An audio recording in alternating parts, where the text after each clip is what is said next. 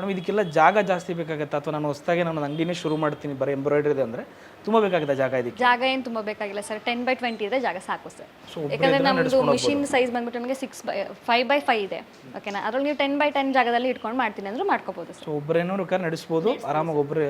ಆರಾಮಾಗಿ ಒಂದು ದಿನಕ್ಕೆ ಒಂದು 5-6 ಡಿಸೈನ್ ಮಾಡ್ಕೊಂಡ್ರು ಕೂಡ ಒಳ್ಳೆ ಪ್ರಾಫಿಟ್ ಮಾಡ್ಬೋದು. 500 ರೂಪಾಯಿ ಅಂತ ಮಿನಿಮಮ್ ಇಟ್ಕೊಂಡ್ರು ಕೂಡ ಒಂದು 4 ಇಟ್ಟರು ಕೂಡ 2,000 ರೂಪಾಯಿ ಆರಾಮಾಗಿ ಮಾಡ್ಕೋಬೋದು.